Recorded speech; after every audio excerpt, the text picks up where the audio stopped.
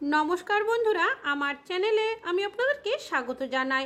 মশা আমাদের প্রত্যেকেরই বাড়িতে কিন্তু কম বেশি রয়েছে, আর মশার উপদ্রব যখন আমাদের বাড়িতে অনেকটাই বেশি হয়ে যায়, বাজার থেকে আমরা নানা ধরনের মর্টিন, মশা মারার ধূপ বা তেল কিনে নিয়ে আসি ব্যবহার করার জন্য। তবু অনেক সময় দেখা যায় মশা কিন্তু যেতেই চায় না। তাছাড়াও অনেকে দেখবেন আমরা যখন মর্টিন বা মশা মারার ধূপের ব্যবহার করি, আমাদের অনেকেরই বাড়িতে ছোট বাচ্চারা থাকে, বয়স্করা থাকে, তারা দেখবেন অনেকটাই সমস্যার মধ্যে পড়ে এই ধোয়ার কারণে। তবে আপনাদের বাড়িতেও যদি মশার উপদ্রব অনেকটাই বেশি হয়েছে, কোনোভাবেই যাচ্ছে না, তাহলে কিন্তু এই ভিডিওটা আপনাদের জন্য। কোনো রকমের মশা মারার ধূপ বা মর্টিন বা তেলের ব্যবহার করবই না, এমনই দুটো ঘরোয়া টোটকা আপনাদের সাথে শেয়ার করব। আর এটা এতটাই ভালো রেজাল্ট দেয়, আপনাদের বাড়িতে তো একটা মশা থাকবেই না, বাড়ির বাইরেও একটা মশাও দেখতে পাবেন না।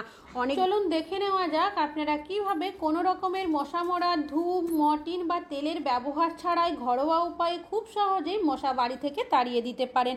তো সবার প্রথম নিয়ে নিয়েছি আমি এখানে একটা ছোট্ট সাইজের পেঁয়াজ আমরা প্রত্যেকেই রান্নাবান্নাতে ব্যবহার করে থাকি, তবে আজ কিন্তু মশা তাড়ানোর ক্ষেত্রে ব্যবহার করব। তো পুরো পেঁয়াজটা কিন্তু আমার লাগবে না, অর্ধেক পেঁয়াজ লাগবে। তো অর্ধেক পেঁয়াজটাই আমি এখানে নিয়েছি, আর নিয়েছি এখানে একটা পাত্র, আর নিয়েছি একটা গ্রেটারের সাহায্যে পেঁয়াজটাকে আমি এইভাবে গ্রেট করে দিচ্ছি। তবে আপনারা চাইলে এখানে কিন্তু পেঁয়াজটা থেতো করেও ব্যবহার করতে পারেন। তো দেখতেই পাচ্ছেন আমার পুরো পেঁয়াজটাই কিন্তু এখানে গ্রেট করে নেওয়া হয়ে গেছে। এবার এর মধ্যে আরও কিছু উপকরণ দিয়ে দেব। নিয়ে নিয়েছি আমি এখানে 3টে লবঙ্গ। লবঙ্গর মধ্যে যাতে ফুলটা থাকে সেটা কিন্তু অবশ্যই লক্ষ্য রাখতে হবে। আর নিয়ে নিয়েছি এখানে আমি 3টে গোলমরিচ, চাইলে আপনারা এখানে গুঁড়ো গোলমরিচেরও ব্যবহার করতে পারেন। এবার এই লবঙ্গ আর গোলমরিচটাকে আমি একটা পেপারের মধ্যে নিয়ে নেব, তারপর একটা পাথরের সাহায্যে এইভাবে করে একটু থেতো করে নেব। একদম যে মিহি গুঁড়ো করতে হবে তা কিন্তু নয়, এইভাবে থেতো করলে কি হবে, এদের যে একটা স্ট্রং গন্ধ থাকে সেটা বেরিয়ে আসবে। আর নিয়েছি কিছুটা তেজপাতা, হাত দিয়ে টুকরো করে আমি এর মধ্যে দিয়ে দেব। তারপর সব উপকরণগুলো খুব ভালোভাবে মিশিয়ে নিতে হবে। এখানে যে উপকরণগুলো ব্যবহার করেছি সব উপকরণের মধ্যেই কিন্তু নিজস্ব একটা স্ট্রং গন্ধ রয়েছে। এগুলো যখন একসাথে মিশে যাবে এর গন্ধটা অনেক বেশি পাওয়ারফুল হয়ে যাবে। তৈরি হলো, সেটা কিন্তু আমি দুটোভাবে ব্যবহার করব। এখন পাত্রটাকে সাইডে সরিয়ে রেখেছি, আর নিয়ে নিয়েছি এখানে একটা কন্টেনার। এর মধ্যে দিয়ে দিচ্ছি আমি হাফ গ্লাস পরিমাণের জল। এবার এই যে মিশ্রণটা করেছি, অর্ধেক মিশ্রণ আমি এর মধ্যে দিয়ে দিচ্ছি, তারপর হাত দিয়ে খুব ভালোভাবে এটাকে মিশিয়ে নেব। মিশিয়ে নেওয়ার পর আমি এইভাবেই 10 মিনিট সাইডে সরিয়ে আমি নিয়েছি এখানে কিছুটা পরিমাণের তুলো। আপনাদের কাছে তুলো না থাকলে সুতির কাপড়ের টুকরোরও ব্যবহার করতে পারেন। হাত দিয়ে তুলোটাকে এইভাবে ছড়িয়ে দিয়েছি। যে মিশ্রণটা রেখেছিলাম সেটা তুলোর মাঝখানে দিয়ে এইভাবে একটু ছড়িয়ে নেব। তারপর তুলোটাকে সাইড থেকে ভালো করে মুড়িয়ে নেব। এবার মুড়িয়ে নেওয়ার পর আমরা ঠিক যেভাবে ফুল সলতেগুলো বানাই ঠিক সেইভাবেই কিন্তু ওপরের সাইডটা সলতের মতো বানিয়ে নিতে হবে।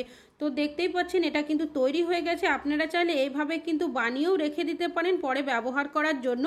তো এবার এটাকে আপনারা কিভাবে ব্যবহার করবেন চলুন দেখে নেওয়া যাক। আমি এখানে একটা মাটির প্রদীপের মধ্যে এই সলতেটাকে বসিয়ে দিয়েছি।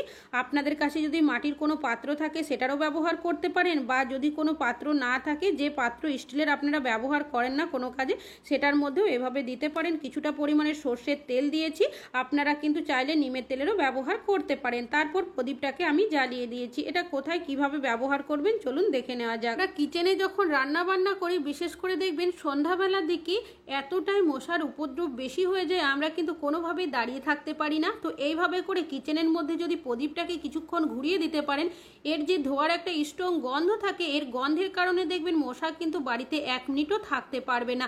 তাছাড়াও বাড়িতে আর যে জায়গাতে মশার উপদ্রব বেশি থাকবে সেই জায়গাগুলোতে কিন্তু এই প্রদীপটা আপনারা এইভাবে করে ঘুরিয়ে দিতে পারেন।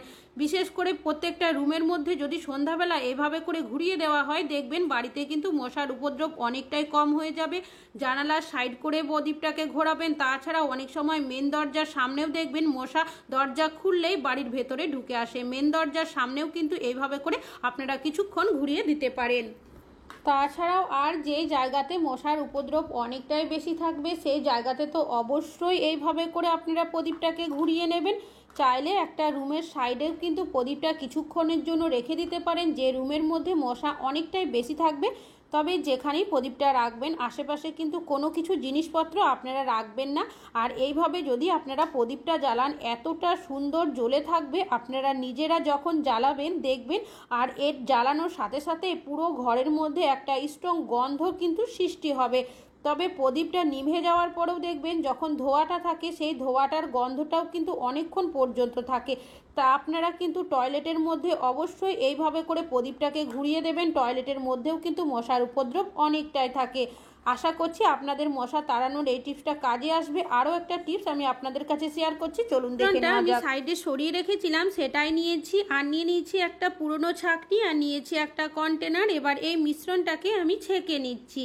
এবার এই যে একটা মিশ্রণ তৈরি হয়েছে এর মধ্যে কিন্তু একটা স্ট্রং গন্ধের তৈরি হয়েছে। এটা আপনারা কিভাবে ব্যবহার করবেন, আমি এখানে নিয়েছি একটা স্প্রে বোতল। আপনাদের কাছে স্প্রে বোতল না থাকলে জলের বোতলেরও ব্যবহার করতে পারেন। ঢাকনার মধ্যে বেশ কিছুটা ফুটো করে নেবেন। কিছুটা মিশ্রণ আমি এর মধ্যে ভরে নিচ্ছি, আর বাকিটা আমি রেখে দেব পরে ব্যবহার করার জন্য। এবার আপনারা এই যে সলিউশনটা তৈরি করলেন সেটা কোথায় ব্যবহার করবেন, আপনাদের যেখানে মশার উপদ্রব বেশি থাকবে সেই জায়গাতে কিন্তু এই মিশ্রণটা এইভাবে করে স্প্রে করে রেখে দিতে হবে। এরই বাড়িতে কিন্তু ছোটোখাটো গাছপালা রয়েছে, গাছের মধ্যে দেখবেন অনেক সময় মশা বসে থাকে, বিশেষ করে মাটিটা ভিজে থাকার কারণে কিন্তু মশারা এই জায়গাগুলোতে থাকে। এইভাবে যদি সলিউশনটা গাছের মধ্যে কিছুটা হলেও স্প্রে করে রাখতে পারেন, এর গন্ধের কারণে কিন্তু কোনোভাবেই মশা বসবে না। তাছাড়া অনেক সময় গাছের মধ্যে পোকা ধরে যায়, ফাঙ্গাস ধরে যায়। এইভাবে যদি মিশ্রণটা দেওয়া হয় দেখবেন গাছের মধ্যে কিন্তু কোনো রকমের পোকা ফাঙ্গাস কোনো কিছুই ধরবে না। তাছাড়াও রাত্রেবেলা বা সন্ধ্যার দিকে অনেক সময় আমরা জানালা দরজা খোলা রেখে দিই। সবসময় চেষ্টা করবেন বিকেলের সময় দরজা জানালা বন্ধ রাখার। কেন কি জানালা বা দরজার দিক থেকেই কিন্তু মশা বাইরে থেকে বাড়ির ভেতরে চলে আসে। তো যদি কোনোভাবে বন্ধ না করতে পারেন বা বন্ধ না করতে চান সেক্ষেত্রে সলিউশনটা এইভাবে যদি স্প্রে করে রাখতে পারেন তাহলে দেখবেন এর যে একটা স্ট্রং গন্ধের কারণে কিন্তু মশা কোনোভাবেই বাড়ির বাইরে থেকে ভেতরে আর আসবে না। তাছাড়াও আমাদের খাটের নিচের সাইডে, সোফার নিচের সাইডে, চেয়ারের সাইডে অনেক সময় দেখা যায় মশা কিন্তু বসে রয়েছে। তো আপনারা এই মিশ্রণটাকে এই জায়গাগুলোতে কিছুটা হলেও যদি স্প্রে করে রাখতে পারেন, এর যে একটা স্ট্রং গন্ধের কারণে দেখবেন মশা কিন্তু সাথে সাথেই বাড়ি থেকে চলে যাবে, একটাও মশা কিন্তু বাড়িতে থাকবে না। এই বাড়িতে ফ্রিজ রয়েছে, ফ্রিজের পিছনের সাইডে অনেক সময় দেখা যায় জল জমে থাকে। আমরা যদি জলটা পরিষ্কার করতে না পারি কোনো কারণবশত, সেক্ষেত্রে দেখা যায় এখান থেকেই কিন্তু মশার সৃষ্টি হয়। তো অবশ্যই চেষ্টা করবেন জলটা মাঝে মধ্যে পরিষ্কার করা। যদি কোনোভাবে পরিষ্কার করতে না পারেন সেক্ষেত্রে এইভাবে সলিউশন বানিয়ে যদি স্প্রে করে রাখতে পারেন, এর গন্ধের কারণে কিন্তু এই জায়গা থেকে কিন্তু কোনোভাবেই মশার সৃষ্টি হবে না। তাছাড়াও কিচেনের মধ্যেও মশার উপদ্রব অনেকটাই থাকে। কিচেনের দেওয়ালের মধ্যেও কিন্তু কিছুটা সলিউশন আমি এইভাবে করে স্প্রে করে রেখে দিচ্ছি। তাছাড়াও বাড়িতে যদি কোথাও জল জমে থাকে সেটা অবশ্যই পরিষ্কার করে রাখার চেষ্টা করবেন। অনেক সময় দেখা যায় জলের নালি বা ড্রেন দিয়েও কিন্তু অনেক সময় মশা চলে আসে বাড়ির ভেতরে। এই জায়গাগুলোতে অবশ্যই কিন্তু এইভাবে করে একটু হলেও সলিউশন স্প্রে করে রাখবেন। এর গন্ধের কারণে কিন্তু মশা দেখবেন বাড়িতে আর আসবেও না, বাড়িতে মশার উপদ্রব অনেকটাই কম হয়ে যাবে। তাছাড়াও আমাদের টয়লেটের মধ্যে কিন্তু মশার উপদ্রব অনেকটাই বেশি থাকে। তো এই জায়গাগুলোতেও কিন্তু অবশ্যই আপনারা সলিউশনটা স্প্রে করে রাখবেন।